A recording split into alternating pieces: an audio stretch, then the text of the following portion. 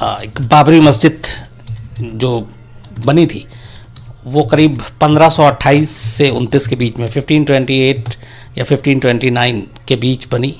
और तब मुग़ल एम्परर बाबर जो हिंदुस्तान आया था, तो बाबर के कहने पर इस मस्जिद को बनाने का काम किया था मीर बाक़ी ने। मीर बाक़ी ने इसे बनाया था।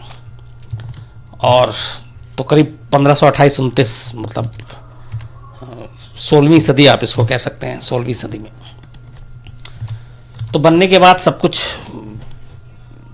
शुरुआत में सब ठीक रहा, लेकिन 19वीं सदी के आते आते इसको लेकर, बल्कि 1855 से ही इसका विवाद शुरू हो गया था कि ये जो मंदिर और मस्जिद का, कि जो बाबरी मस्जिद जिस जगह पर है, तो एक पक्ष का दावा था कि उसके जब वहाँ पे मस्जिद बनाई गई तो पहले वहाँ मंदिर था, और मंदिर को तोड़कर बाबर ने, ये मीर बाक़ी ने जब बनाया था, तो मंदिर को तोड़ा गया था और उसके बाद उसके ऊपर मस्जिद बनाई गई थी, जिसको लेके तमाम विवाद है।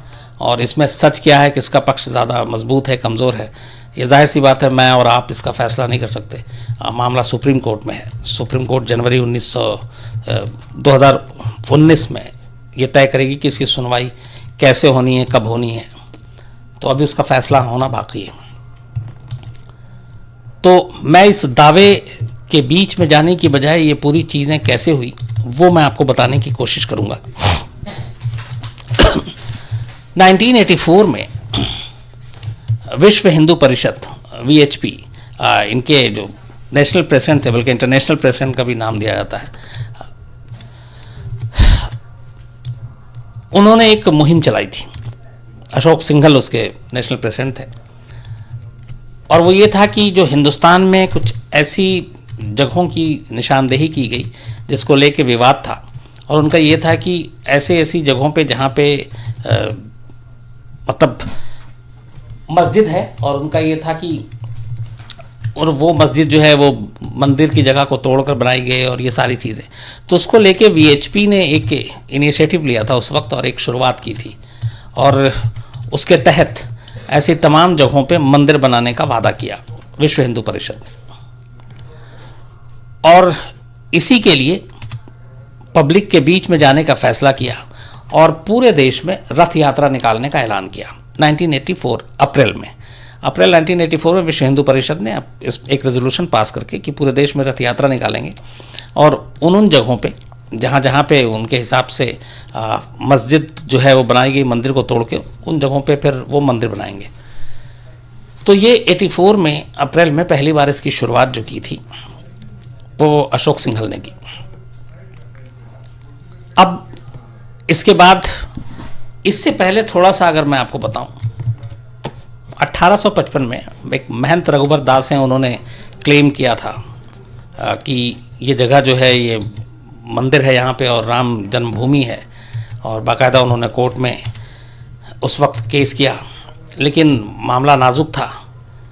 तो तब ये कहा गया कि नहीं, कि ठीक है, इस पे जब तक फैसला नहीं हो जाता है तब तक ये स्थिति जस की तस रहेगी और यहाँ पे कोई नमाज नहीं पढ़ी जाएगी और पूजा नहीं होगी, एक चबूतरा को छोड़कर जहाँ पर। तो वो उसके बाद भी बहुत सारे अलग अलग वक्त में अलग अलग संगठन मंदिर और मस्जिद के मुद्दे को उठाते रहे और ये सिलसिला चलता रहा। 1949 में ये मामला फिर उठा था और 1949 में फिर ये हुआ कि ताला लगा दिया गया, एक जब इस फैसले के बाद कि इसमें क्या होगा, किसी एक पक्ष को दे नहीं सकते। और मंदिर और मस्जिद दोनों, जो चबूतरा है वो इतना करीब है कि वो मुमकिन नहीं था। उनको लगता था कि इससे हिंदू और मुस्लिम के बीच में कुछ झगड़ा भी हो सकता है वहाँ नमाज पढ़ने और पूजा करने को लेकर। तो कोर्ट ने भी लगभग यही फैसला रखा हुआ था। तो 50 में जो हुआ कोर्ट के बाद वो धीरे धीरे शांत होता रहा, लेकिन 1984 में 34 साल के बाद विश्व हिंदू परिषद ने एक पूरे देश में रथ यात्रा निकालने का ऐलान किया और उसमें जो टॉप पे था वो ये था कि अयोध्या में इस राम जन्मभूमि को बनाने के लिए। लेकिन अप्रैल 1984 में जब ये रथ यात्रा की शुरुआत हुई तो इत्तेफाक से कुछ ही दिनों के बाद इंदिरा गांधी की गोली मारकर हत्या कर दी गई और अचानक देश का बिल्कुल मिजाज मूड सब बदल गया, शोक में था देश। तो VHP को अपना ये कैंपेन उस वक्त रोकना पड़ा इंदिरा गांधी की मौत की वजह से, और फिर उसे टाल दिया गया उस वक्त तक।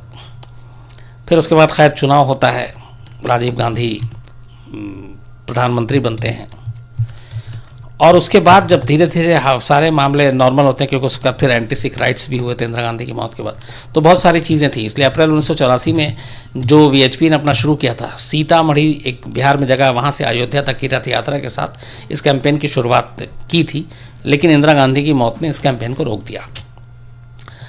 उसके बाद फिर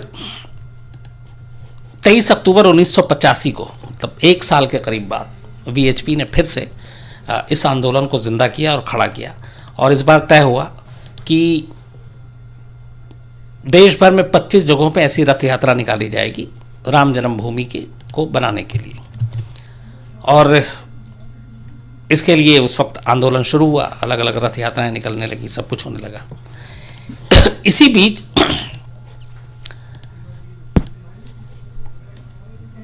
लाल कृष्ण आडवाणी तब बीजेपी के अध्यक्ष हुआ करते थे, प्रेसिडेंट, और बीजेपी की उससे पहले जो सीटें थी लोकसभा में 2 थी। वीएचपी ने इधर ये मूवमेंट शुरू किया, उसके बाद ये मूवमेंट थोड़ा थोड़ा जोर पकड़ने लगा। फिर लाल कृष्ण आडवाणी जब बीजेपी के राष्ट्रीय अध्यक्ष बने तो उन्होंने भी एक रथ यात्रा निकालने का ऐलान किया, और ये वीएचपी से अलग था, और इस रथ यात्रा के जरिए वो 10,000 किलोमीटर का सफ़र तय करना चाहते थे, और राम मंदिर मेन मुद्दा था कि राम मंदिर को बनाने के लिए इसकी शुरुआत की गई थी, और वो बाकायदा रथ यात्रा उन्होंने निकाला भी, और उसके ज़रिए बीजेपी की जो बातें हैं वो लोगों तक पहुंचाने में कामयाब भी हुए। और बीजेपी अचानक 1-2 सीट्स की जो पार्टी हुआ करती थी वो 80-82 सीट तक पहुंची, और उसका जनाधार बड़ा हुआ, फैला। लेकिन ये फिर अयोध्या तक इनकी पूरी रथ यात्रा जाकर ख़त्म होती, उससे पहले बिहार के सीतामढ़ी या मैं शायद भूल रहा हूँ कहीं, वहाँ पे लालू प्रसाद यादव उस वक्त मुख्यमंत्री हुआ करते थे। तो उन्होंने ये कि इससे माहौल ख़राब होगा और हिंदू मुस्लिम के बीच में सौहार्दपूर्ण माहौल भी बिगड़ सकता है, तो लाल कृष्ण आडवाणी की रथ को रोका गया और उन्हें गिरफ्तार कर लिया गया था। तो अयोध्या तक रथ यात्रा वो मुकम्मल नहीं कर पाए, पूरी नहीं कर पाए। लेकिन इससे एक माहौल बन गया था। अब कहते हैं कि ये जो 6 दिसंबर 1992 को जो कुछ हुआ, एक्चुअली इसकी प्लानिंग करीब 10 महीने पहले हो चुकी थी, और इसकी प्लानिंग जो हुई थी वो बीजेपी, विश्व हिंदू परिषद, आरएसएस और बजरंग दल, इन लोगों के बीच में ये एक, चूँकि इस पे बाकायदा एक आईबी के उस वक्त जॉइंट डायरेक्टर थे जिन्होंने अपनी बुक लिखी, और उसमें उन्होंने कहा था कि जिस जगह पे ये मीटिंग हुई थी, ये तमाम लोग वहाँ पे मौजूद थे, उसकी जो रिकॉर्डिंग थी वो उन्होंने अपने सीनियर को दी थी, और उनका मानना था कि उस वक्त के प्रधानमंत्री पीवी नरसिम्हा राव थे, उन तक भी पहुँचाया होगा। लेकिन सरकार ने इसके ऊपर कोई सीरियसली ध्यान नहीं दिया, और 10 महीने पहले ये तय हो गया था कि एक कार सेवा के नाम पर अयोध्या लोग पहुँचेंगे, कार सेवक, और फिर वहाँ पर इस ढांचे को गिराया जाएगा। तो ये प्लानिंग थी, और ये लगभग सबको मालूम थी। लेकिन हैरत की बात ये थी कि जो दिल्ली में सरकार थी उस वक्त, कांग्रेस की, पीवी नरसिम्हा राव प्रधानमंत्री, उन्होंने इसको बहुत सीरियसली लिया नहीं और इसको रोकने के लिए कुछ किया नहीं। तो ये ऐलान ये हो चुका था कि अब 6 दिसंबर 1992 को कार सेवक अयोध्या पहुँचेंगे, और अयोध्या में क्यों पहुँचेंगे, एक तो ये चीज़ बहुत सारे लोगों को ये कि 6 दिसंबर को अयोध्या में कार सेवक पहुँचेंगे और सीधे बाबरी मस्जिद को गिरा देंगे, ये सच नहीं है। सच ये उन्होंने कहा था कि जो राम चबूतरा है उसके पास एक वो कार सेवा करेंगे, मतलब हर कार सेवक एक मुट्ठी बालू और सीमेंट लेकर जाएगा, और उस विवादित जगह पे नहीं, उससे अलग करीब 200 गज दूर वहाँ पे वो लोग एक कार सेवा करेंगे और कार सेवा करके लौट जाएंगे। इसी शर्त पे प्रशासन ने उन्हें मंजूरी भी दी इन कार सेवकों को कि ठीक है आप कार सेवा करेंगे, लेकिन कोई हथियार नहीं होगा, कोई औजार नहीं होगा।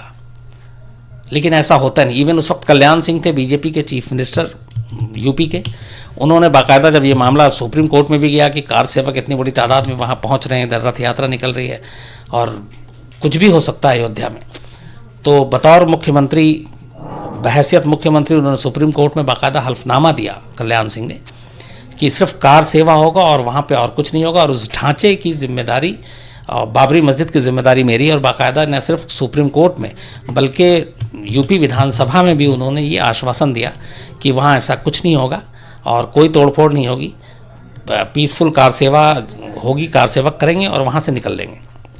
तो सुप्रीम कोर्ट में भी हल्फनामा दिया और वहाँ भी। लेकिन इधर आईबी की रिपोर्ट ये थी कि ये कुछ भी हो सकता और ये सबको पता था सरकार को, लेकिन सरकार ने कोई एक्शन नहीं लिया। और उसका नतीजा ये हुआ कि 6 दिसंबर 1992 से पहले 1 दिसंबर से ही लोग कार सेवकों का जो हुजूम था वो अयोध्या पहुंचना शुरू हो गया। 1 दिसंबर, 2 दिसंबर, 3 दिसंबर, 4 दिसंबर, 5 दिसंबर, 5 दिसंबर तक कहते हैं कि लाखों कार्यकर्ता, लाखों कार सेवक, कार्यकर्ता कहना ठीक नहीं होगा बल्कि कार सेवक, वो अयोध्या पहुंच चुके थे और वहाँ उनको कार सेवा करनी थी। पूरे अयोध्या को छावनी में बदल दिया गया था, तमाम पीएससी, पुलिस फोर्स सब थी, लेकिन जितनी फोर्स होनी चाहिए थी लोगों को देख के, और ये भी अंदाज़ा था कि कितने लोग वहाँ पहुँचेंगे, उसके बावजूद उस तरीके के इंतज़ाम नहीं थे। और सबसे बड़ी बात ये थी कि कार सेवा के लिए एक एक मुट्ठी सीमेंट और बालू वहाँ पे लेकर जाना था, लेकिन हज़ारों लाखों की तादाद में लोगों के पास हथौड़ी, छेनी, जिससे भी कोई इमारत बनाते या गिराते हैं, वो सारा सामान था। और ये कहाँ से आया, कैसे वहाँ तक ले जाने की इजाज़त दी गई, ये कोई नहीं जानता, लेकिन वो सब कुछ लेकर पहुँचे थे और लाखों की भीड़। 6 दिसंबर की सुबह 6 बजे तक उस पूरे जगह पे कहीं पे पैर रखने की जगह नहीं थी। 10 बजते बजते, अच्छा शुरू से सुबह से वहाँ अशोक सिंघल वीएचपी के वो मौजूद थे, लगातार भाषण दी जा रही थी। 10 बजे के करीब लाल कृष्ण आडवाणी, मुरली मनोहर जोशी, उमा भारती, विनय कटियार, ये तमाम लोग वहाँ पहुँच चुके होते हैं। बीजेपी के अलावा, विश्व हिंदू परिषद के अलावा, आरएसएस के अलावा शिव सैनिक बहुत बड़ी तादाद में महाराष्ट्र से, मुंबई से भी अयोध्या पहुँचे थे। यहाँ पहुँचने के बाद सारा इंतजाम देखते हुए मंच पे भाषण चल रहा है, सब कुछ हो रहा है। ये भी कहते हैं कि उमा भारती जब वहाँ पहुँची थी तो ये था कि कार सेवक बहुत बड़ी तादाद में पहुँचेंगे और वहाँ ये लोग इस तरीके का कोई जोशीला भाषण न दे जिससे माहौल बिगड़े। तो कुछ लोगों को ये है कि रोकने की भी बात थी, तो उनमें एक उमा भारती भी थी। और उस वक्त की आप तस्वीरें देखेंगे अगर, तो 6 दिसंबर 92 को उमा भारती जब अयोध्या पहुँची थी तो उन्होंने अपने सारे बाल कटा लिए थे, बाल नहीं थे उनके सर पे। वो कहते हैं इसलिए है कि ताकि पुलिस या कोई पहचाने नहीं उनको और वहाँ तक पहुँचने से कोई रोक ना पाए, इसलिए उन्होंने अपना हुलिया बदला था। तो खैर वो वहाँ पहुँचती हैं, उसके बाद सारे नेता मंच से भाषण दे रहे थे और वो जो पूजा होनी थी, जो कार सेवा होनी थी, वो शुरू होने वाली थी। लेकिन उससे पहले ही अचानक भीड़ का एक हुजूम बाबरी मस्जिद के गुंबद पर चढ़ जाता है और उन सब के हाथ में अलग अलग औजार। 11:43 पर 11:43 AM मॉर्निंग में ये तमाम लोग गुंबद पर चढ़ते हैं और लगातार उधर नारा हो रहा है। मतलब पुलिस भी अब जो है वो बेबस है और पुलिस बल्कि उतने लोगों के बीच में देखते हुए वो कुछ करने की भी हालत में नहीं। तो वो लोग चढ़ते हैं और उसके बाद वो अपना औजार से जो भी जैसे तोड़ना वोड़ना शुरू करते हैं। इसके बाद 11:43 पे चढ़ते हैं और जो पहला गुंबद है वो 1:55 पर नीचे गिर जाता है।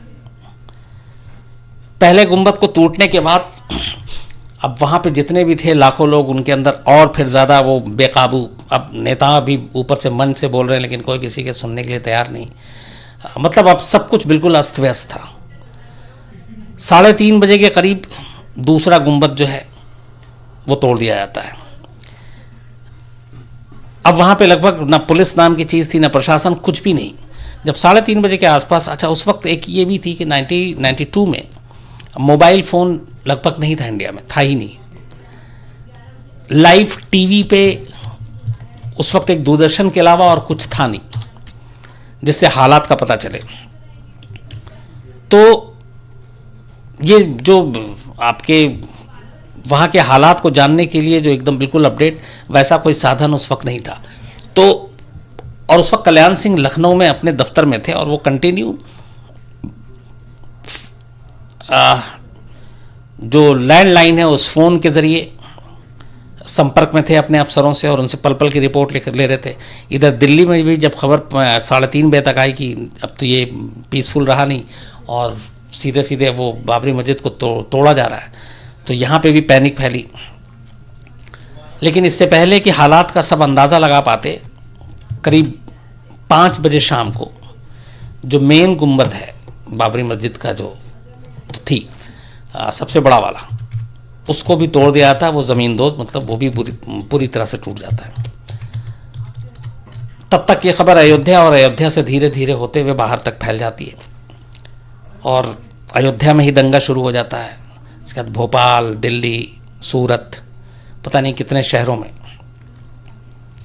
और अब हालात बेकाबू, और तब तक ये जितने नेता थे इन्हें भी मालूम था कि अब कुछ कर नहीं सकते हैं। तो धीरे धीरे वहाँ से करीब शाम 5 बजे ये गुंबद आखिरी जो है वो बाबरी मस्जिद का जब टूटता है, उसके बाद बेकाबू भीड़ पूरे अयोध्या में चारों तरफ फैली हुई है। फिर वहाँ से सब निकलते हैं। तब तक दिल्ली, लखनऊ ये दोनों अलर्ट पे आते हैं और जो पहला काम होता है वो शाम ठीक 6 बजे यूपी में राष्ट्रपति शासन लागू करने का हुक्म दिया जाता है दिल्ली की तरफ से, और वहाँ प्रेसेंट रूल लगा दिया जाता है। 6 बजे प्रेसेंट रूल रखता है और शाम ठीक 6:15 बजे, 6:15 पर कल्याण सिंह अपना इस्तीफ़ा गवर्नर को सौंपते हैं और वो इसकी पूरी जिम्मेदारी लेते हैं। और उनके इस्तीफ़े की वजह भी यही थी कि सुप्रीम कोर्ट में उन्होंने हल्फनामा दिया था कि वो इसकी हिफाजत करेंगे और बाकायदा विधानसभा में भी उन्होंने इसका आश्वासन दिया था, लेकिन वो इसको पूरा करने में नाकाम रहे, इसलिए उन्होंने अपना इस्तीफ़ा दिया।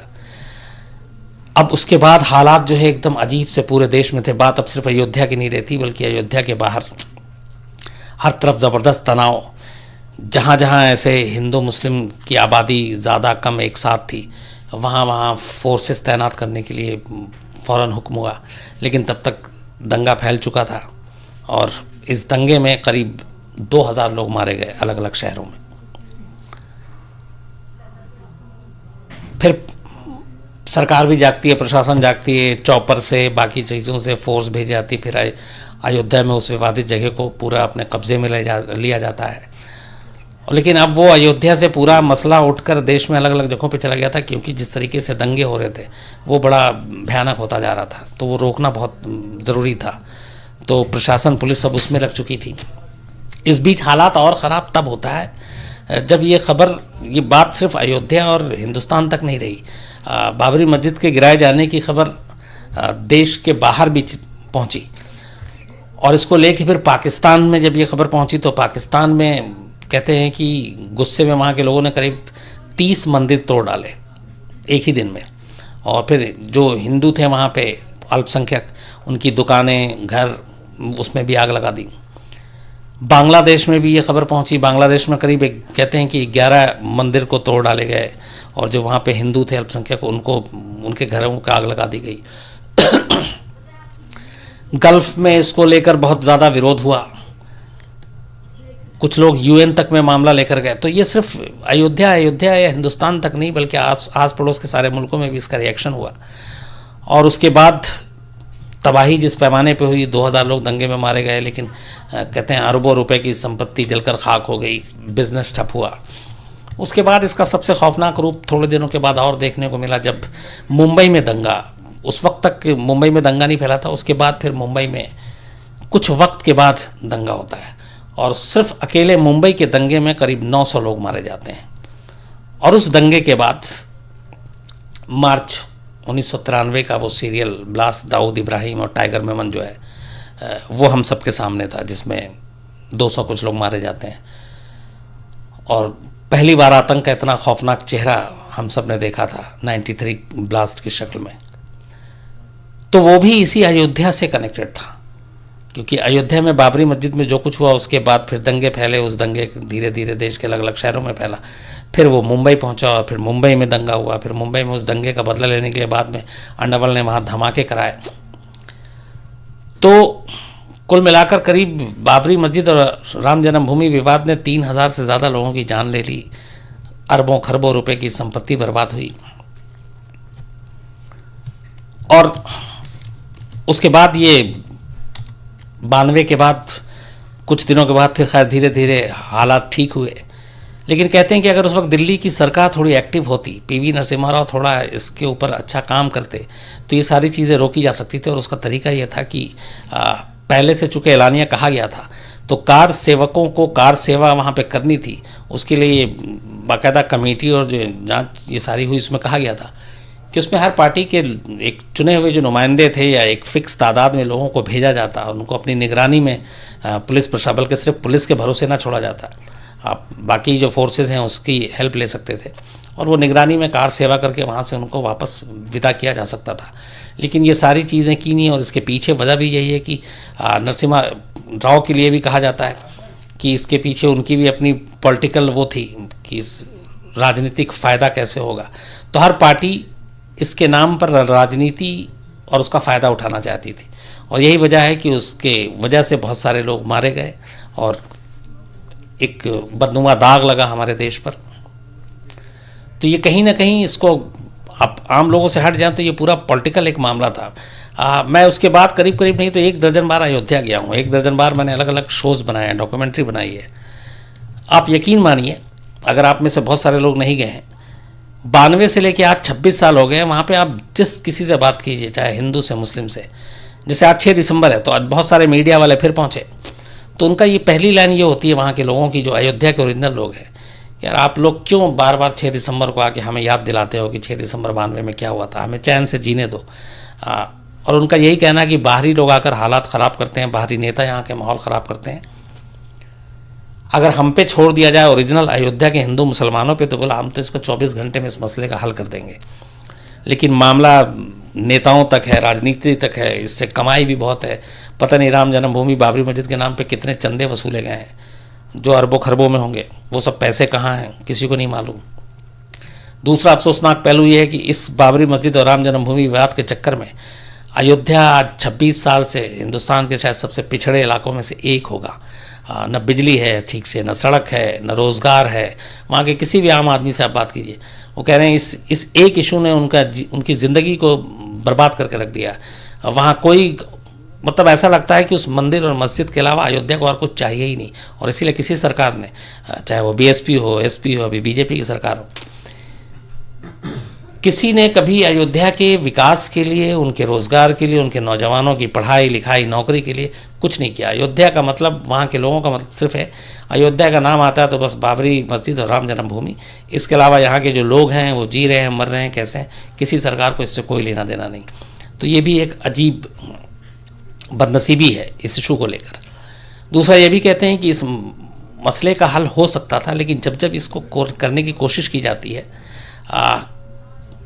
कुछ ना कुछ नेताओं की घुसपैठ होती है जो बाहर के हैं, और वो इसको हल नहीं करने देना चाहते, क्योंकि उन्हें लगता है ये हल हो जाएगा तो फिर उनके पास मुद्दा क्या बचेगा। और एक वजह यही है कि क्योंकि अगर आप ये पार्टियों पे छोड़ दें आपस में, क्योंकि इसमें एक चीज़ और भी ध्यान रखने वाली बात है कि इलाहाबाद हाई कोर्ट में आखिरी इसका फैसला आया था 2010 में, और इलाहाबाद हाई कोर्ट ने इसका फैसला ये दिया कि इस पूरी विवादित जगह को 3 वो ज़मीन के मालिकाना हक़ का फैसला था, उसमें यह कहा कि उसके 3 हिस्से कर दिए इलाहाबाद हाई कोर्ट ने।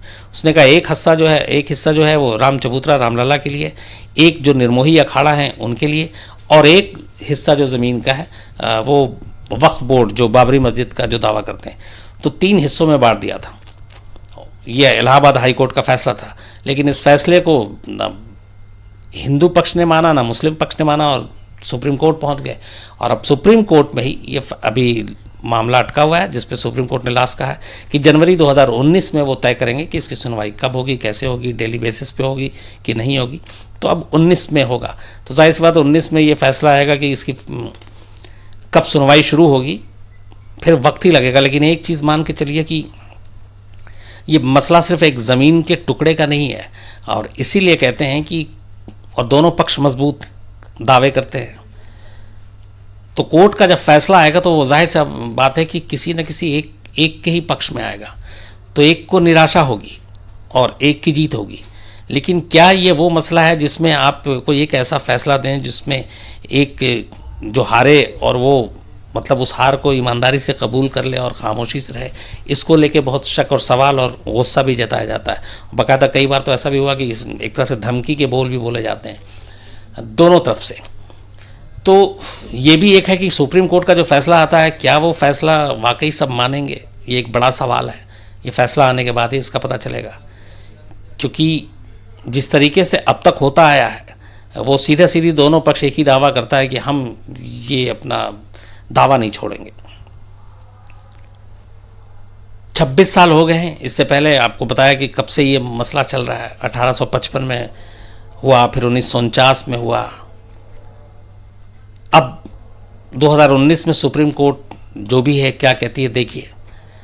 लेकिन अफसोसनाक ये है, मैं बाकी चीज़ों में नहीं पढ़ूंगा, ना पॉलिटिक्स में, ना दावे पे किसके कितने पक्ष मजबूत हैं कितने नहीं हैं। जाहिर सी बात है सुप्रीम कोर्ट तमाम सबूत गवाह सब कुछ देखेगी, जांचेगी दस्तावेज़ों को। लेकिन जो चीज़ सबसे ज़्यादा अफसोसनाक है वो ये है कि जिस ज़मीन पर राम जन्मभूमि और बाबरी मस्जिद को लेकर विवाद है, लड़ाई है, उस ज़मीन के ऊपर रहने वाले हज़ारों लोग, मतलब बेसिक जो एनिमिटीज़ है, जो सुविधाएं हैं, उनसे महरूम हैं। पता नहीं कितने कितने मंदिर और मस्जिद के नाम पे चंदा करके शानदार मंदिर बनाने की बात, शानदार मस्जिद बनाने की बात जो नेता हैं वो करते हैं। लेकिन वहाँ के जो लोग रह रहे हैं, उनका रोज़गार, उनकी ज़िंदगी ऊपर उठाने की कोशिश, बिजली, सड़क, पानी, स्कूल, कॉलेज, इसकी तरफ किसी का कभी कोई ध्यान नहीं रहा है। और ये चीज़ कचोटती है।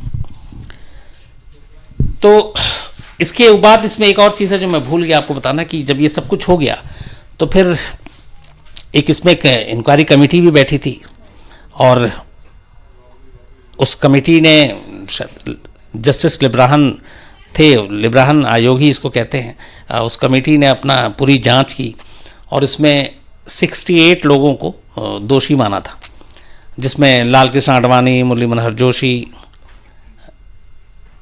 अटल बिहारी वाजपेयी, उमा भारती, इन सब के नाम थे। और इस वक्त सुप्रीम कोर्ट में 2 मामले चल रहे हैं राम जन्मभूमि और बाबरी मस्जिद को लेकर। एक तो वो जो बताया कि जनवरी में होगा कि मालिकाना हक किसका है इस जगह के लिए, और दूसरा एक चल रहा है जिसमें